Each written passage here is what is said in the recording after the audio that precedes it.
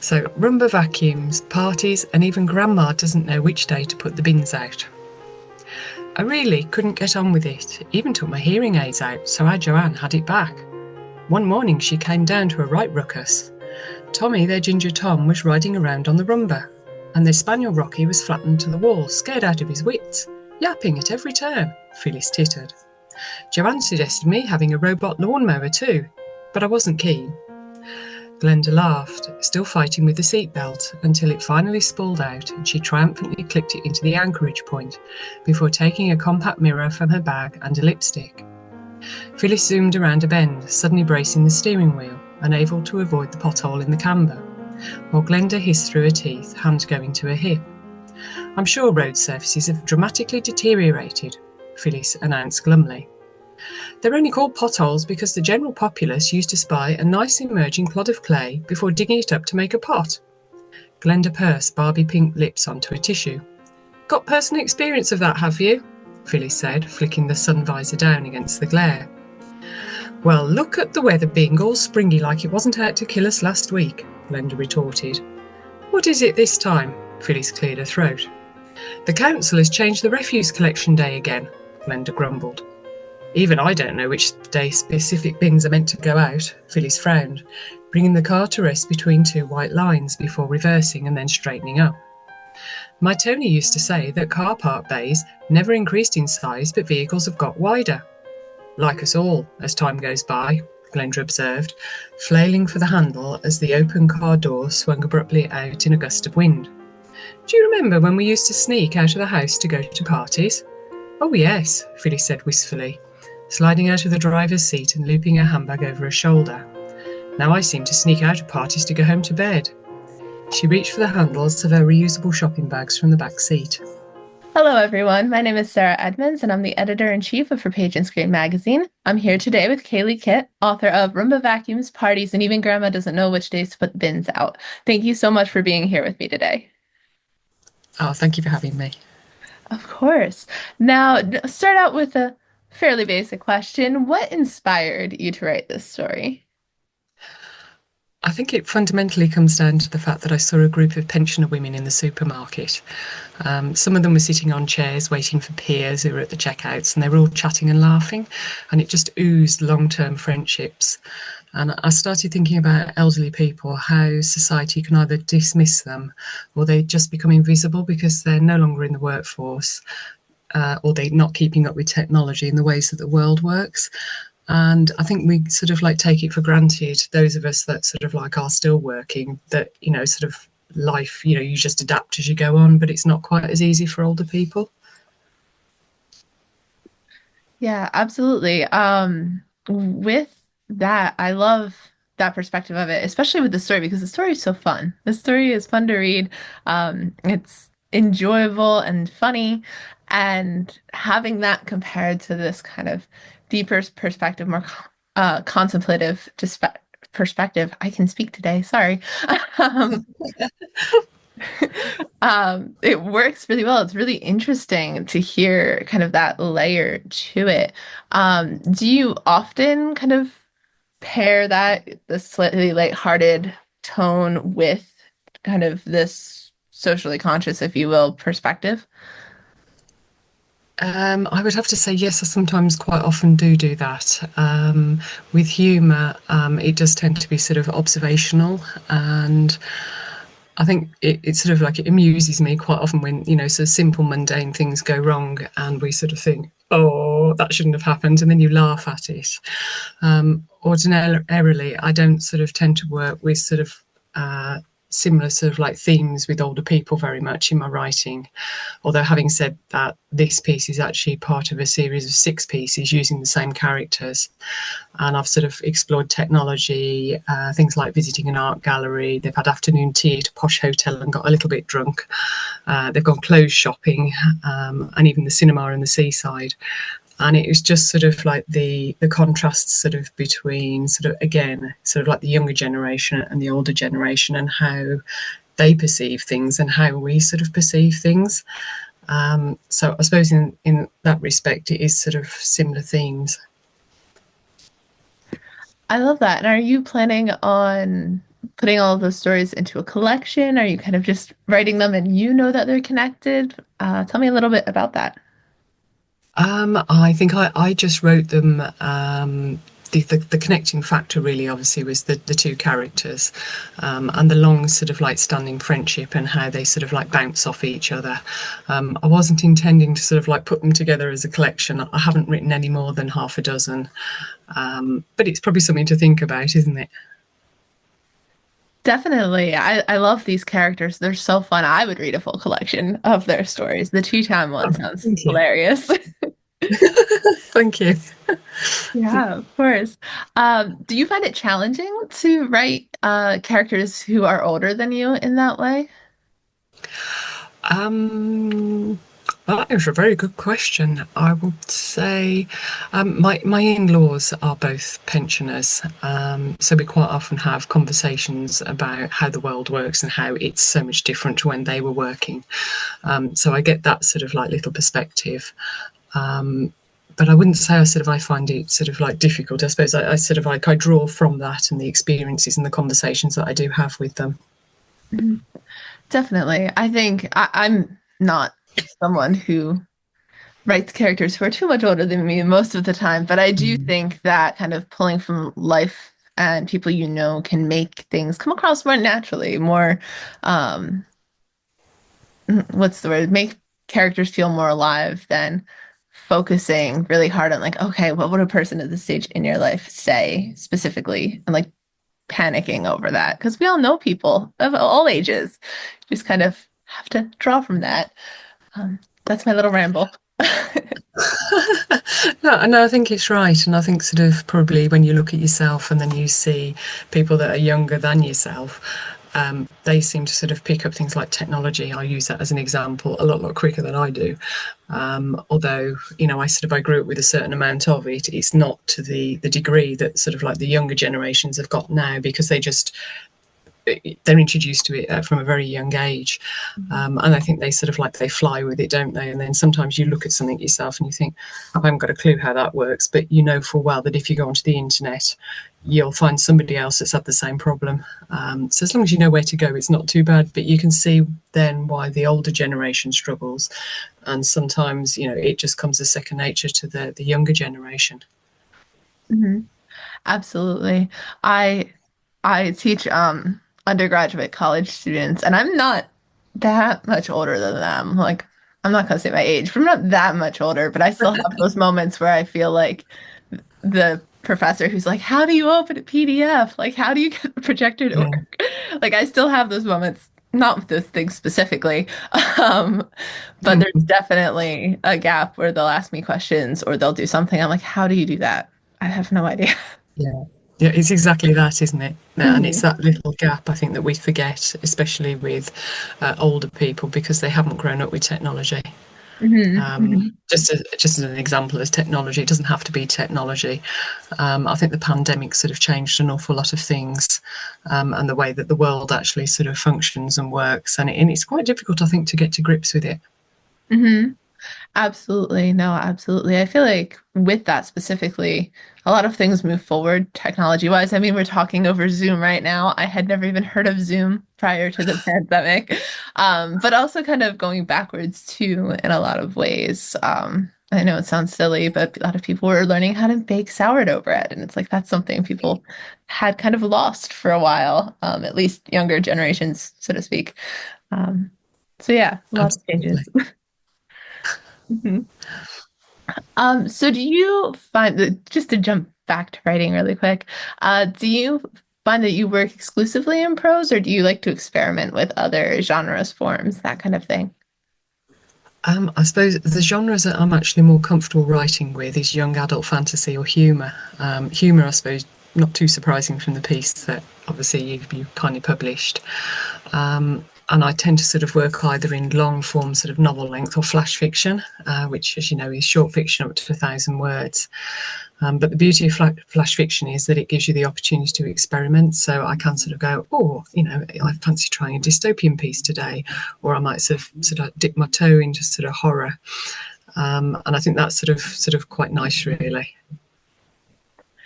Absolutely. Those are extremes going from longer form to flash fiction. Do you have a preference as to like which one you prefer working in, which one you find easier? That is, I started off with long form to begin with, sort of like novel writing, and then I was introduced to flash fiction. And what I found was that it's with the flash, it actually sharpened my vocabulary. It tightened sort of like my structure, and it really made me look at my work more forensically because you have to be very much more succinct and strip away the excess. And then I found that that actually translated back to the long form, and it meant then that I could sort of write in chunks of say 500 to 1,000 words, and it was a lot tighter than it was before. So I think one of them lends towards the other. And I tend to sort of with the sort of like the fantasy and the humour, I tend to find that a little bit easier to write than say the more traditional literary pieces, because they tend to reflect on loss, trauma, and disease. And I think the world's just a little bit too real sometimes, and it's nice to jump into somewhere else and just escape. Absolutely. And I feel like, especially writing young adult fantasy, like that age group needs joy and exploration and adventure too. I mean, we all do. I know I do as an adult. Absolutely. Definitely. Um, it's interesting how you said the flash fiction kind of helped tighten up long form when you're working in fantasy specifically, because I know I dabble in fantasy and I know a lot of fantasy writers, and then the genre tends to be, I say this with love, it tends to be very long-winded, tends to be very verbose. Um, so that's interesting. I'm trying to figure out how to ask a question about this because I would love to talk about this more. Um, do you find that like world building, the fantasy elements are, how do you tackle those in shorter form or with that more kind of um, cut down approach? That's a weird way of wording that. Forgive me. Yeah, that interesting question that is. I suppose because you have to be more succinct with Flash, you tend to sort of put in more sort of pointers, I suppose is probably the best way to describe it. So you might hint at something, but because you don't have the word count, you can't actually put a full description in. So that really makes you look at what you're actually sort of putting, because every word counts. So in sort of like a short form, you may put one line in and then you'll go back, you'll reread it and you'll go, right, I can take that word out, and that word. And it still means the same thing, but it's a lot tighter and it's a lot sharper. And from that point of view, it's actually sort of quite nice to do as an exercise, because then you can suddenly go, well, actually, the shorter version is a lot more succinct, but I want to add in this extra bit. It might take you over your word count for your Flash, but because it's lending itself to a longer piece of work, you can just say, right, okay, I'm using it for the longer piece of work, so I can put the extra sort of 3 sentences in, which you may have cut if you were sort of like presenting it as Flash. Does that make sense? Yeah, absolutely. That definitely does. Um, that's reminding me somewhat of, this is slightly unrelated. I apologize. But it's reminding me of kind of how I felt first getting into writing prose, because I started out writing like screenplays. Um, Yes. and a lot of that is very dialogue, action setting, and like no internal monologue, no emotion words, nothing like that. Yeah. Um, and so getting into prose, I'm like, wait, I can add this now? Like I can Yeah. add description? Yeah.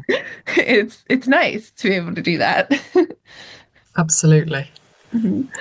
Um, so I would love for you to tell me a little bit about your writing process, kind of more broadly. How do you go from idea to finished product? So if we're talking about Flash, my writing group talks about the nugget of human truth. So, what's at the base of your story? There's got to be a kernel there, whether it's an emotion, it's a feeling, that sort of thing. And the sort of like the tail will then, if it's Flash, will be sparked usually from a writing prompt, and a lot of it a lot of the flash I've actually written in conjunction with my writing group, which I'm going to give them a little plug here because it's writershq.co.uk. They are a British writing group, but they're also, if you wanted to actually sort of sign up, they are global. You could as well. It's a lovely community. And it's sort of given me quite a lot more confidence sort of like with my writing. And I'd always say to any writers, join a writing group because it'll help. So with the flash, I've written an awful lot of flash off the back of just being part of them as a their writing group. So my tale tends to be sort of sparked off usually a writing prompt. Longer works, I'll tend to sort of start with a world or a theme because I absolutely adore world building. I don't know what it is. It's sort of, you can sort of start picking out sort of like culture, religion, sort of like how the world actually works, the mechanics and how you put things together. Sometimes I'll just start off with the theme. I'll do a loose plot. I'll create a couple of characters to begin with. I'll write by the seat of my pants, see where it ends up. If it works, then obviously I can fill in some backstory and some infill.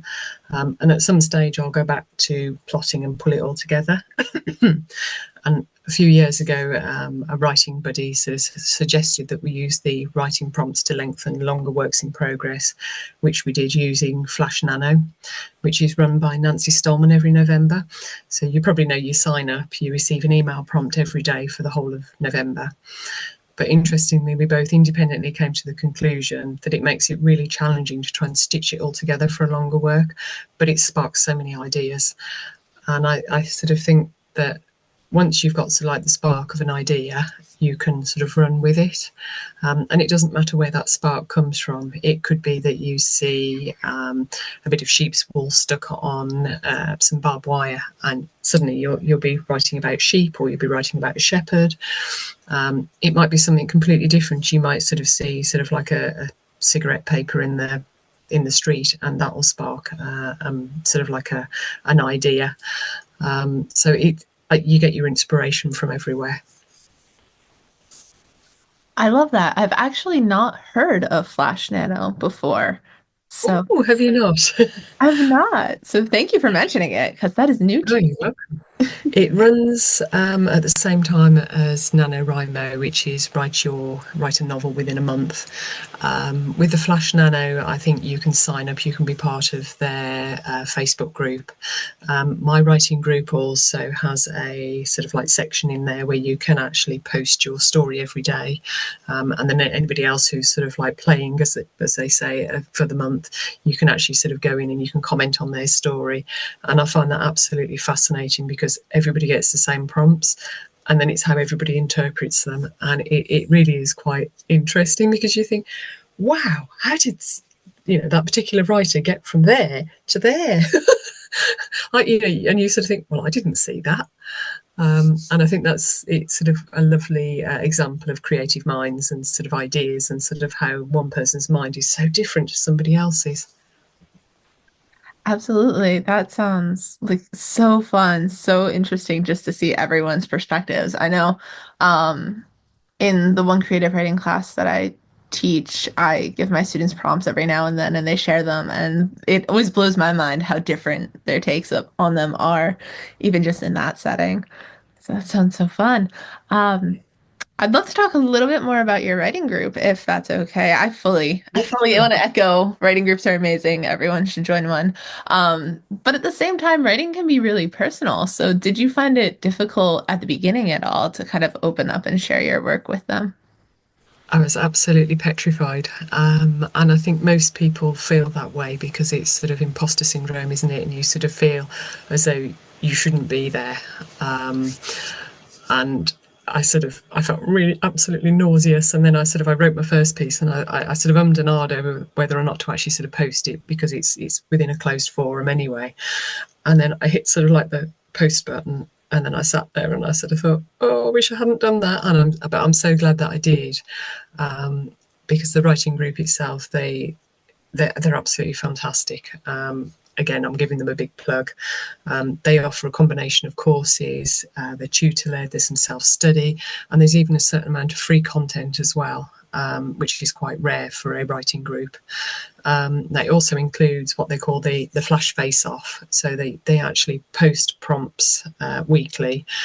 They invite writers to write up to 500 words to post and share, obviously, feedback. So you might post something, but you read everybody else's and you can sort of give them feedback. And I think, and there's some great guidelines for the feedback as well, because it's sort of do something, say something positive, give some critique, and then finish on a positive as well. And I think by giving the feedback in that way, you don't feel quite as if there's sort of like there's a lot of negativity, because sometimes you can get some critique and feedback and you think, why on earth did I actually bother to post that? Because it doesn't come across as helpful, or it might come across as so negative you just sort of think, whoa, wish I hadn't. But with Writers HQ, the community is so friendly, it's so encouraging.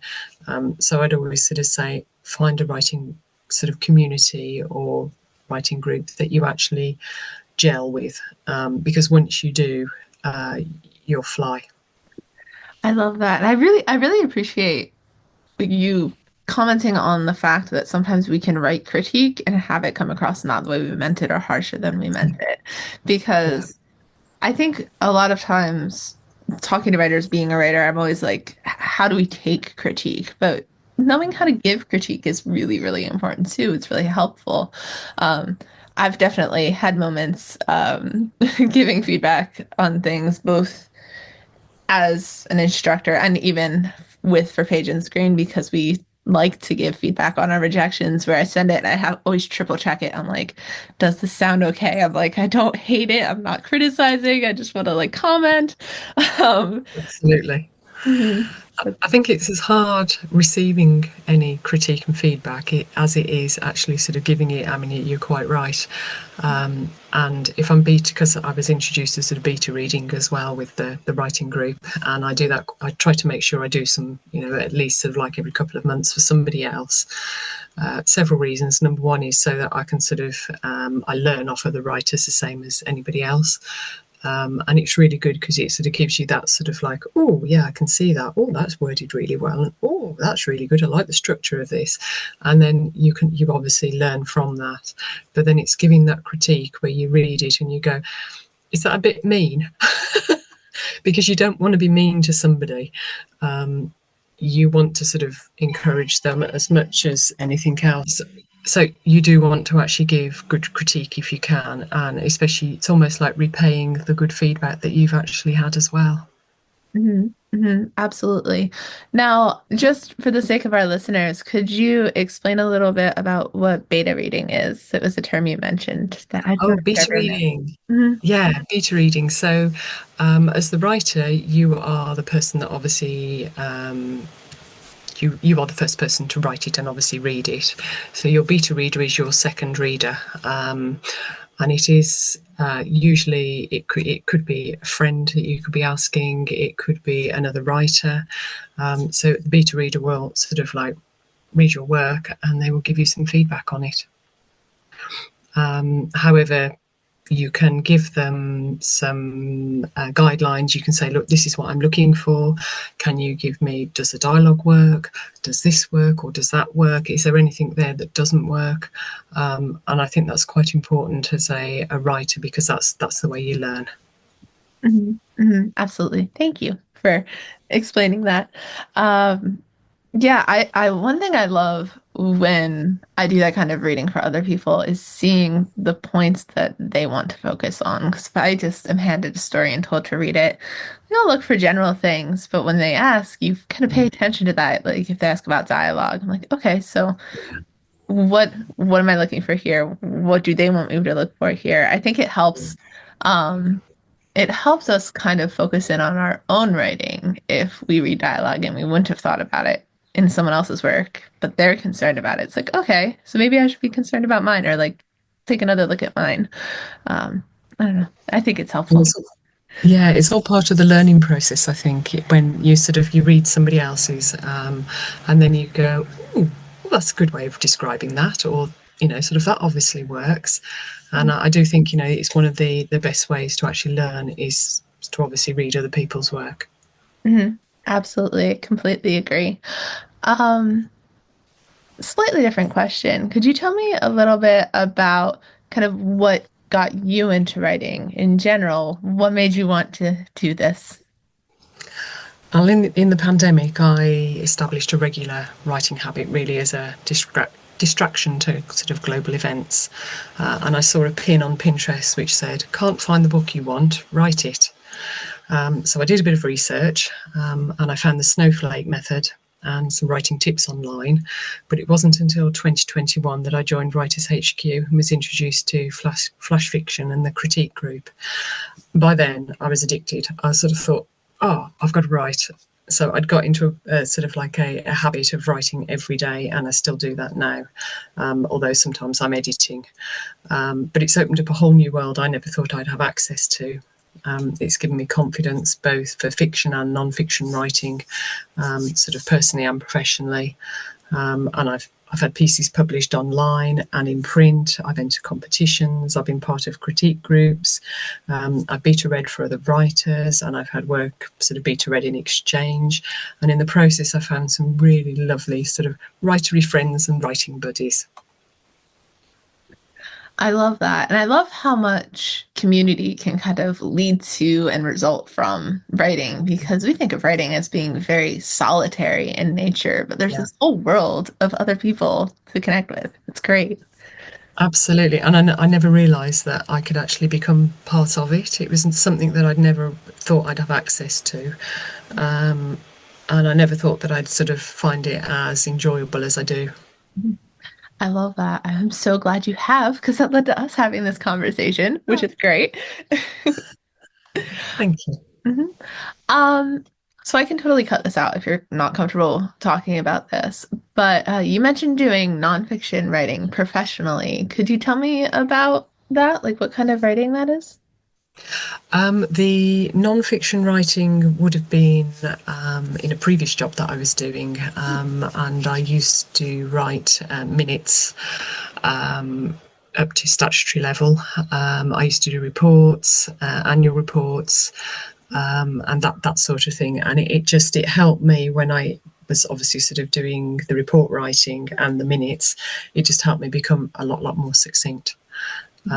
So from that point of view, I managed to sort of like use what I'd learned and then just slot it into my professional sort of life as well. Mhm. I love that. You answered the question I was going to ask as a follow-up too, so perfect. Um, yeah, do you find that I'll still ask a variation of the question, I guess. Um, do you find that this is gonna, sorry, debating if I want to ask this because So right, go for it. it's probably a silly question.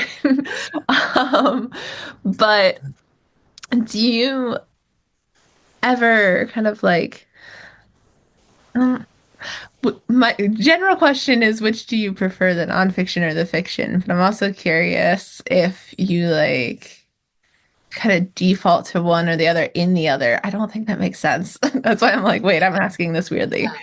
No, it does actually, because I think it depends on where you are at the time. So I think when because I used to take minutes, obviously up to a statutory level, I loved taking the minutes. It was great because I'd take the minutes and then I'd go away and I'd write the minutes up. And then there was obviously the sort of like the public record for them. And I actually enjoyed that.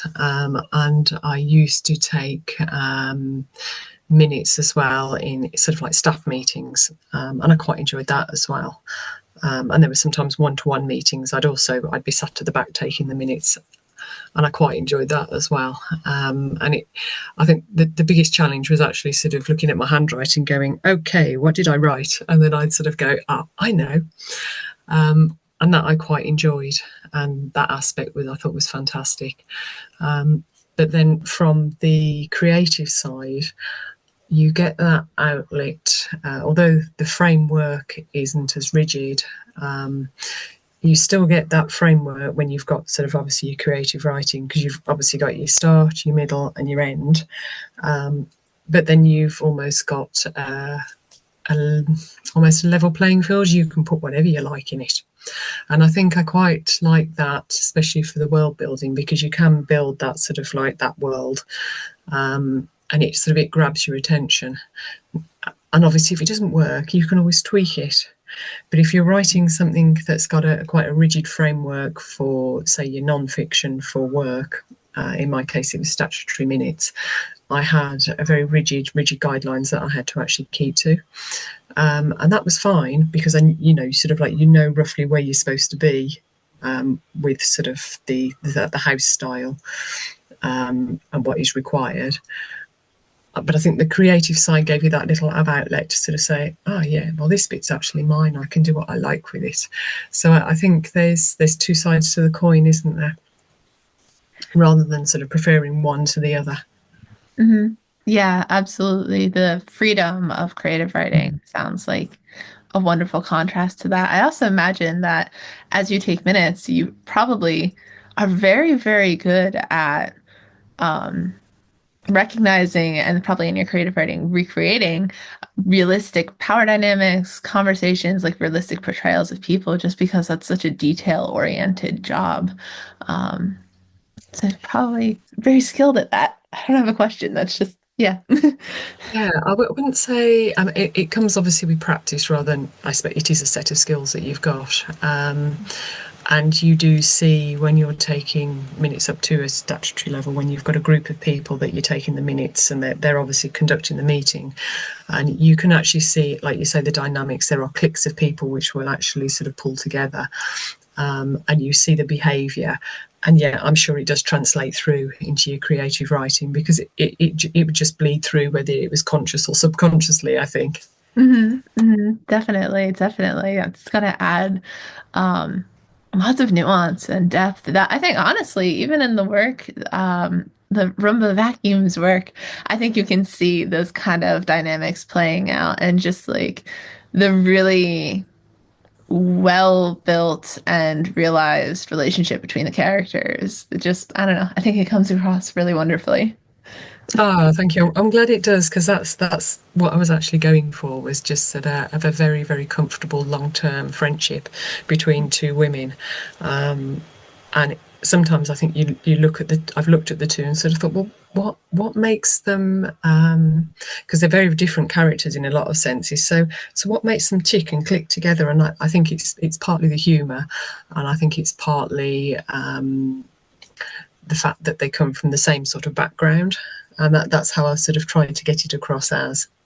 Definitely. No, I think it comes across, and it's very relatable. The fact that they are two very different characters, but they have this long history and friendship. Just for the fact that I feel like when we make friends as like little kids or in school, a lot of times we grow into very different people where I'm like, I don't know if we Yeah. would be friends if we met today, but I Yes, still love you. absolutely. Yeah.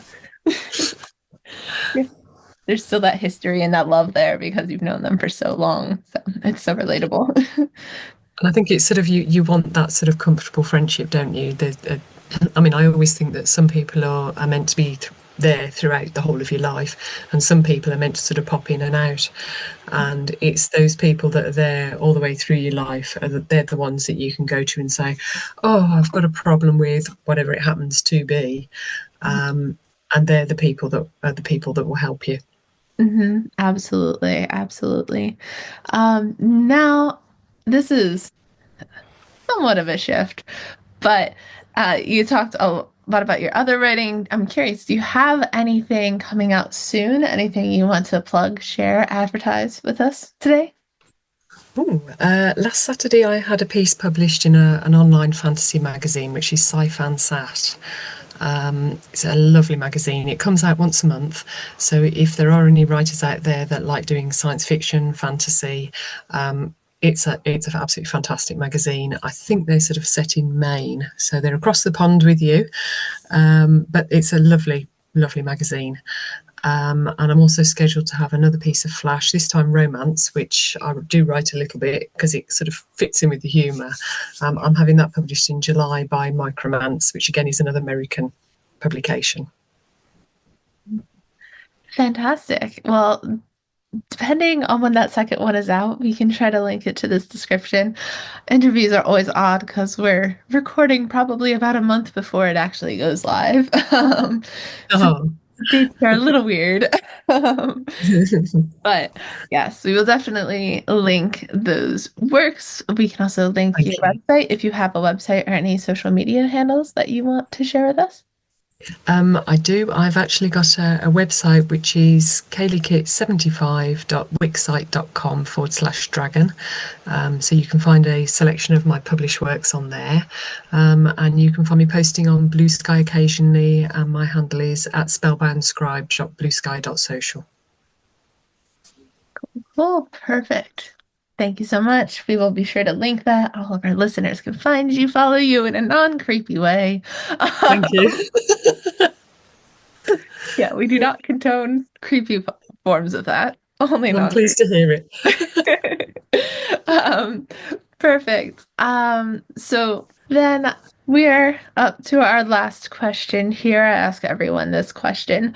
If you could kind of give one piece of advice to other writers, what would it be?